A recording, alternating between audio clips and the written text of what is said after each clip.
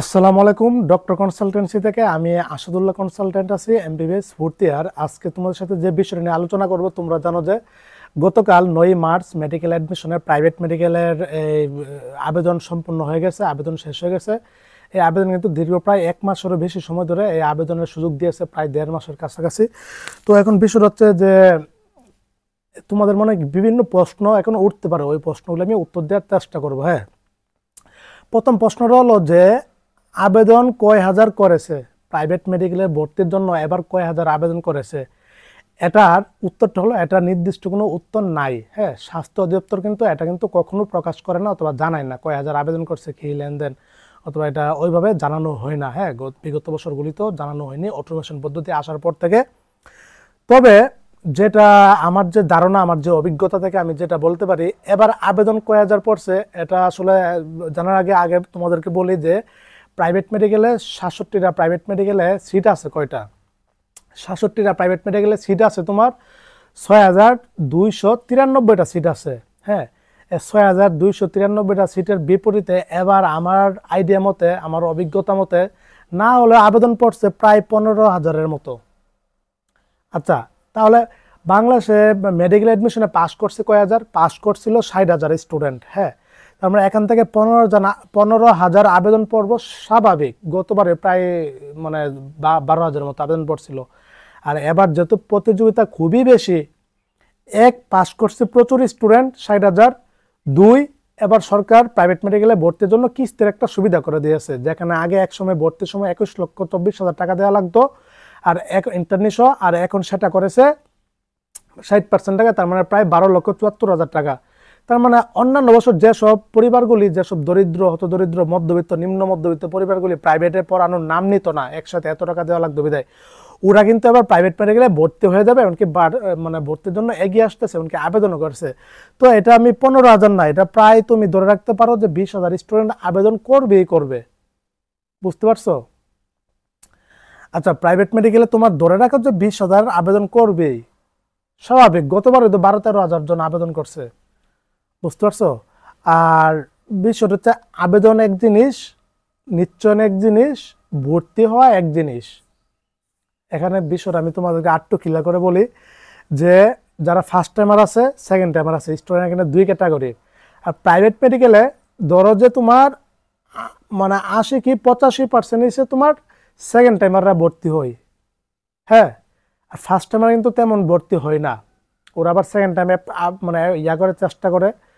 তো second timer ভর্তি হয় 10-15% student second timer, first timer ভর্তি হয়, আর বাকি 80 থেকে 85% কিন্তু সেকেন্ড টাইমাররা প্রাইভেট মেডিকেলে ভর্তি হয়। বুঝতে পারছো? এটা কিন্তু জেনে রাখবা। তো এখন বিষয় হচ্ছে যে এবার আবেদনের সময় দিয়েছে, দীর্ঘ সময় দিয়েছিল। এক, অন্যান্য বছর, গত বছর হয়েছে তোমার মেডিকেল অ্যাডমিশন আবেদনের আগে তোমার ডেন্টাল বাকি ছিল, এএফএমসি বাকি ছিল, ভার্সিটি বাকি ছিল, মোটামুটি অ্যাডমিশন সিজনের 80% বাকি ছিল। আর এবার কিন্তু অলরেডি কিন্তু ডেন্টাল শেষ, এএফএমসি শেষ, মেডিকেল তো শেষই, আরও আনুষঙ্গিক কিছু ভার্সিটি আছে, এগুলি শেষ। যারা ডাক্তার হওয়ার স্বপ্ন দেখে এমনকি ডাক্তার হবে, এমবিবিএস হবে, ওরা কিন্তু অলরেডি সিদ্ধান্ত নিয়েছে ওই ভর্তি হবে অথবা হবে না। কিন্তু গতবার কিন্তু অ্যাডমিশন এগুলি বাকি ছিল, এএফএমসি, ডেন্টাল, সুতরাং অনেকেই আবেদন করেনি। এটার জন্য গতবার আবেদন চলছে বহুদিন, আর হচ্ছে বারবার সার্কুলার দিয়েছিল 3 বার। বুঝতে পারছো? আর আবেদন কম পড়ছিল আবেদন। কিন্তু এবার তো দীর্ঘ দিন আবেদনের সময় দিয়েছে, অ্যাডমিশন এদিক দিয়ে মেডিকেলের সেক্টর ঢোকার যা যা ছিল এগুলিও শেষ। তো মোটামুটি ধরে রাখতে যে 15,000+ ধরে রাখো মোটামুটি হাতে। বুঝতে পারছো আমার আইডিয়া মতে? আর সিট আছে আমার 6,293টা, আর এই 6,293টা সিটের 45% সিট হচ্ছে ফরেনারদের সিট। 2800 সিটের মতো ফরেনার আইসা পড়বে, ওদের জন্য বরাদ্দ ধরলাম। ফরেনার এবার আসবে শুধু 500, আমি 500 ধরে রাখলাম। তারপরও সিট আসতেছে কত? 5,500-এর কাছাকাছি। 5,500, 5,500 জন হচ্ছে দেশিরা ভর্তি হওয়ার সুযোগ পাবে। আর এখানে আবেদন ধরে পড়ছে 15,000, তার মানে আরো 10,000 আবেদন বেশি পড়ছে না? আমি বুঝাইতে পারলাম বিষয়টা? বিষয়টা হচ্ছে এরকম। কিন্তু এই যে ফার্স্ট টাইমাররা তোমার এই চান্স পাইছে, ওরা কিন্তু ভর্তি হবে না। একটা আছে আবেদন করছে আবেগের ঠেলায়, আবেগের ছুটে, আবেগের বশবর্তী হয়ে, যে ফার্স্ট টাইম পরীক্ষা দিছে, সরকারি তো হয়েছে না, আমি প্রাইভেট মেডিকেলে আবেদন করে রাখি, দেখি আমার কোন মেডিকেল আসে ভর্তি। কিন্তু এসব পদার্থগুলি হবে না। এরকম ধরো যে 15,000 থেকে এরকম 5,000 স্টুডেন্ট আছে এরকম ভর্তি হবে না, কিন্তু আবেদন করে লাগছে ওই অন্যদের সিটগুলি মাইরা দিতেছে। যাদের প্রথম চান্সে নামাজ পড়তো ওরা আবেদন করার কারণে ওদের সিরিয়াল পজিশন ভালো, ভর্তি হবে না, কিন্তু প্রথম আবেদন আসবে না, পরবর্তীতে আস্তে আস্তে দ্বিতীয় ওয়েটিং, প্রথম ওয়েটিং থেকে আসবে ওদের বিষয় এরকম। ধরো আমি মানে অজস্র স্টুডেন্ট আছে তারা সামর্থ্য নাই প্রাইভেটে পড়ার, ভর্তি হওয়ার, কিন্তু আবেদন করে রাখছে। আবেদন কেন করছে? গতবার এই আবেদনটা ছিল 1,000 টাকা, আর এবছর এই আবেদনটা হচ্ছে 200 টাকা। তো অবশ্যই করবে, এটা যে কেউ করবে, যারা 60,000 পাস করছেন এতে অধিকাংশ জনে আবেদন করবে। অনেকে আছে যে ভর্তি একদমই হবে না, হ্যাঁ জানে হ্যাঁ ভর্তি হবে না, এরপর আবেদন করে রাখছে, কিন্তু পজিশন ভালো, 20-30 হাজারের মধ্যে পজিশন ভালো, বিষয় হচ্ছে এরকম। তো আমি এরপর হাতে নাতে এটা যেহেতু প্রকাশ করবে না যারা না, এরপর আমি 15,000 দূরে রাখলাম। আর সিট আছে তোমার কত বললাম আমি, দেশিদের জন্য 5,500, আর ফরেনার্সের সিট কতজন এসে ভর্তি হবে পরবর্তীতে জানানো হবে, কত কোন মেডিকেলে কতটা সিট বরাদ্দ। আচ্ছা, এখন বিষয় হচ্ছে যে এখানে আরেকটা প্রশ্ন, 67টা মেডিকেল আছে, এখানে 3-4-5টা মেডিকেল বাদে সব মেডিকেলে ফরেনার সিট আছে, বুঝতে পারছো? তো ফরেনার সিট ধরো মোটামুটি ভালোই থাকে, এগুলিও সিটগুলি কিনা লাগা মেডিকেল প্রতিষ্ঠার সময় থেকে এগুলি মানে কিনা নিছে কি বিএমটিসি থেকে ফরেনারদের জন্য বরাদ্দ ওই সিটগুলি। ধরো একটা মেডিকেলে 100টা সিট আছে, এখান থেকে ফরেনার সিট ধরো 40টা, 100টা সিট থেকে ফরেনার সিট 40টা ধরলাম, আর 60টা হচ্ছে দেশিদের সিট। এখন যে আবেদনের লিস্ট প্রকাশ করবে দিবে স্বাস্থ্য 17ই মার্চ, ওইখানে কিন্তু 100 জনের দেশি স্টুডেন্ট নাম দিবে না, নাম দিবে ওই দেশি 60 জনের নাম দিবে, বুঝতে পারছো? কিন্তু ওই মেডিকেলে ধরো আবেদন করছে প্রায় 200-র মতো স্টুডেন্ট, প্রথম চয়েসে দিয়ে আবেদন করছে ওই মেডিকেলে, ওই 200 জনকে কিন্তু নাম দিবে না। নাম দিবে তাহলে কয়জন? 60 জনকে পাঠাবে, সিট আছে 100টা, 60 জনকে পাঠাইছে, বাকি 40টা কিন্তু রাইকা দিবে, এগুলি পরবর্তীতে ফরেনার ভর্তি না হলে তখন আবার ওয়েটিং থেকে টানবে। তো এই যে 60 জনের নাম দিবে, আবেদন করছে 200 জন, তাহলে কোন 60 জনকে চান্স দিবে? ওই 200 জনের মধ্যে যাদের সিরিয়াল প্রথম 60 জনের মধ্যে আছে ওদেরকে চান্স দিবে প্রথম মেডিকেলে, বুঝতে পারছো? বিষয় হচ্ছে এরকম। আচ্ছা, দ্বিতীয় প্রশ্ন, কয় হাজার পজিশন পর্যন্ত চান্স হতে পারে? দেখো এটা অনেকগুলি ফ্যাক্টর উপর নির্ভরশীল, কয় হাজার সিরিয়াল পর্যন্ত যেতে পারে। সিট আছে আমি দেখালাম কয়টা, ফরেনার আমি 500 জন ধরলাম যে 500 জন আসবে, সিট যদি আছে 2800 ফরেনারদের জন্য বরাদ্দ ধরলাম, 500 জন আসলো, বাকি আরো 5,500 স্টুডেন্ট সিট দেশিদের জন্য বরাদ্দ আছে। এই যে 5,500 বরাদ্দ আছে, আবেদন ধরো পড়ছে, সিরিয়ালটা কিভাবে সফটওয়্যারে নির্ধারণ করবো দেখো। আচ্ছা, এখানে বিভিন্ন ফ্যাক্টর আছে। বিগত 2022-তে সেশনে সরকার একটা নিয়ম করছিল, 34,000 সিরিয়ালে পর্যন্ত যারা থাকতে পারবে ওরাই আবেদন করতে পারবে, ওরাই ভর্তি হতে পারবে, এটা একটা নিয়ম ছিল, রুল ছিল, বুঝতে পারছো? কিন্তু 2023-24 সেশনে এসে কিন্তু ওইটা বাতিল করে দিচ্ছে। তখন মোটামুটি পাস করলেই যে কেউ আবেদন করতে পারতো, কিন্তু এরপর সিরিয়াল পর্যন্ত চান্স পেত কি। আর 2024-25 সেশন যেটা বর্তমানে চলতেছে, এখানে মোটামুটি পাস করলে আবেদন করতে পারবা। এখন চান্স কি পাস করলেই পাবা? না রে বাবা, এখানে বিভিন্ন ফ্যাক্টর আছে, তোমার পজিশনটা ম্যাটার করে, বুঝতে পারছো? ধরো সিট আছে 5,500 জন দেশিরা ঢুকতে পারবে, আবেদন করছে ধরো 15,000, এখান থেকে 5,500 জনকে দিবে। এখন বিষয়টা হলো যে এই যে 15,000 জন আবেদন করছে, অথবা যে 5,500 জনকে চান্স দিবে, ধরো এই 5,000 যদি 20,000 অথবা 30,000 সিরিয়াল পর্যন্ত এই 5,000 জন আবেদন করে থাকে, তাহলে এই 30,000 সিরিয়াল পর্যন্ত পাবে এই 5,500 জন। যদি 15,000 সিরিয়ালের মধ্যে এই 5,500 জন স্টুডেন্ট হয়ে যায়, তখন তাদেরকে আগে দিবে। 15,000 সিরিয়াল বাদে কি 20,000, 30,000, 40,000 থেকে টানবে? বিষয়টা এরকম না। আমার হিসাব করতে হইব যে সিরিয়াল মানে কয় হাজার সিরিয়াল পর্যন্ত কয় হাজার স্টুডেন্ট আবেদন করতেছে। সফটওয়্যার এখানে দেখবে যে, সফটওয়্যার প্রথম দেখবে যে তোমার সিরিয়ালটা দেখবে, মানে প্রথম দেখবে যে সিট আছে কয়টা দেশিদের জন্য।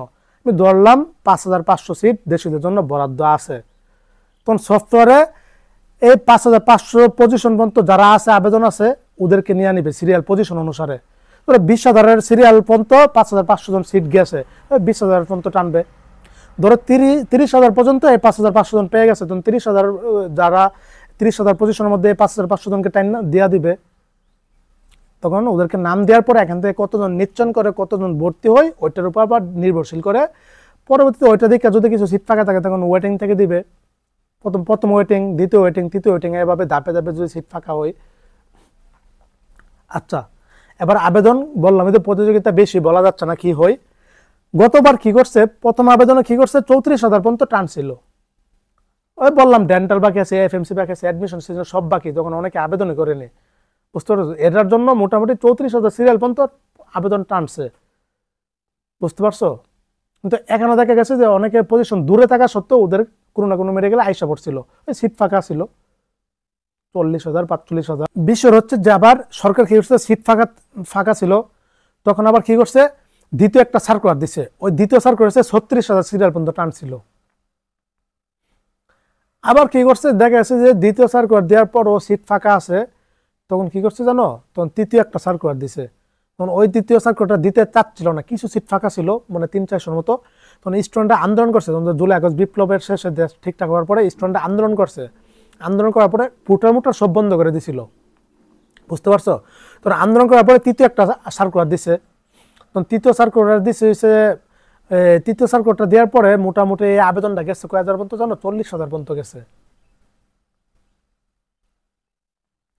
পরে আরো কিছু সিট দেখা গেছিল ফাঁকা ছিল, তখন স্টুডেন্টরা আবার আন্দোলন করে টইরা একটা লিস্ট আনাইছে, ওইখান থেকে যে বাকি 200-300 সিট ফাঁকা আছে এগুলি তো নাম দেওয়ার জন্য। তখন দেখা যাচ্ছে সিরিয়ালটা 42,000, 41,000, 45,000, 46,000, 47,000, 49,000 সিরিয়াল যার ছিল ও মোটামুটি সিট পেয়ে গেছে, বুঝতে পারছো, যারা যারা আবেদন করছিল মোটামুটি।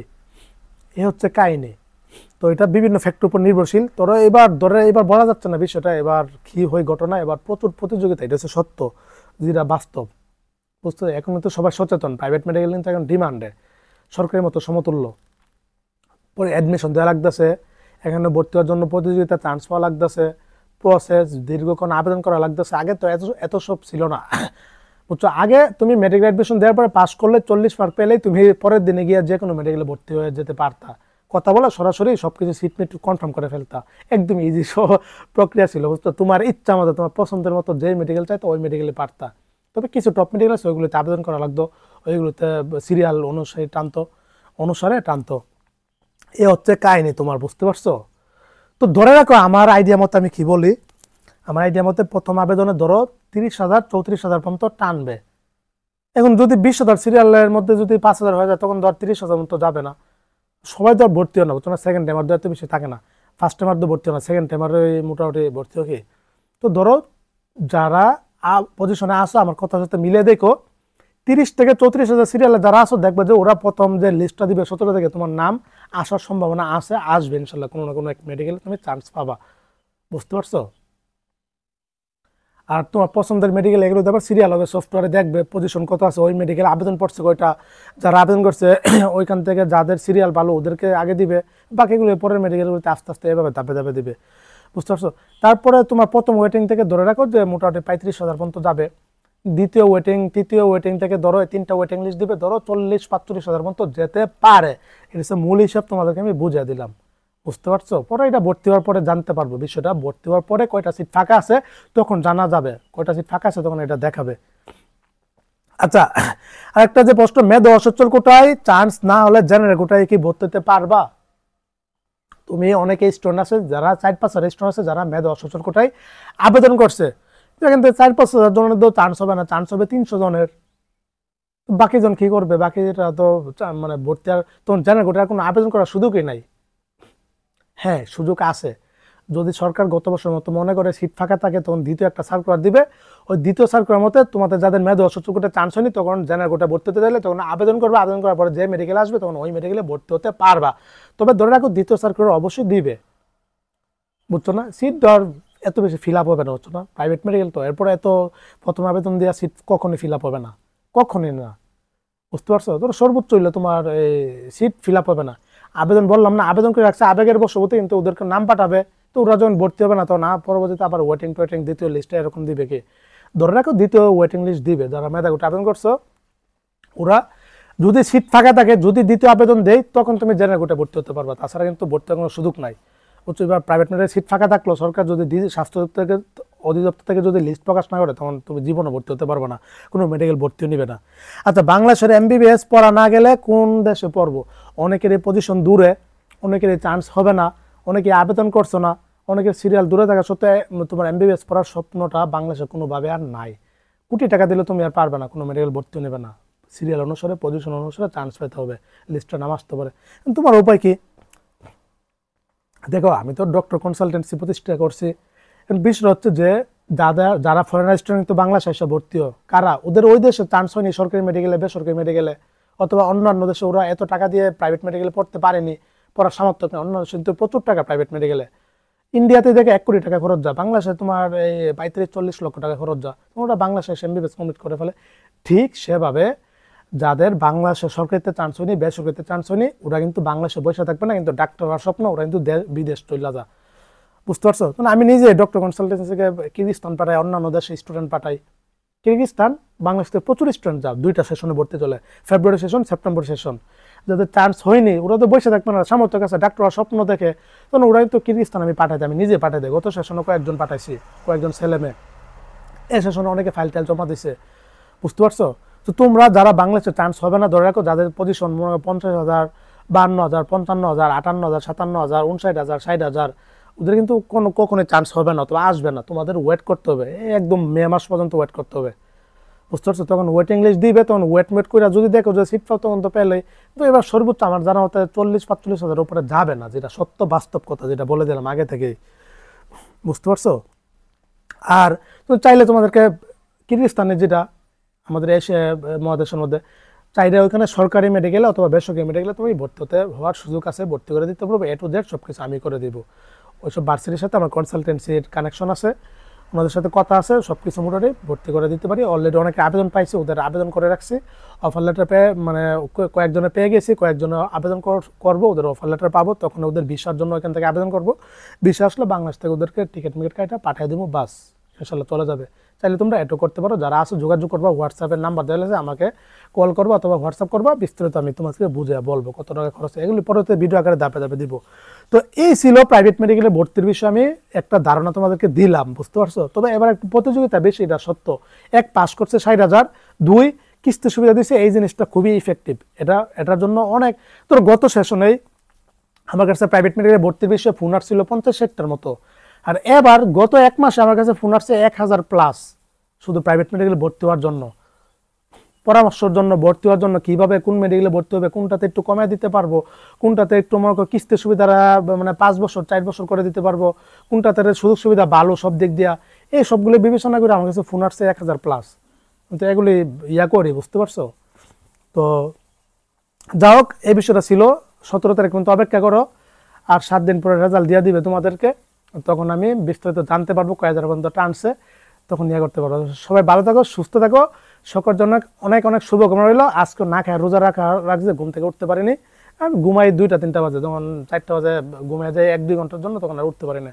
এইভাবে 4টা রোজা, অলরেডি 10টা রোজা, 9টা রোজা থেকে 4টা রোজা এভাবে আমার না খাই রাখা লাগছে। বুঝতে পারছো? তো দেখ এখন রুটিনটা একটু পরিবর্তন করবো আমার। হ্যাঁ, তো সবাই সকলের জন্য শুভকামনা রইল, দোয়া রইল, তোমরা দোয়া করো, টেনশনের কারণ নাই। আসসালামু আলাইকুম ওয়া রাহমাতুল্লাহি ওয়া বারাকাতুহু।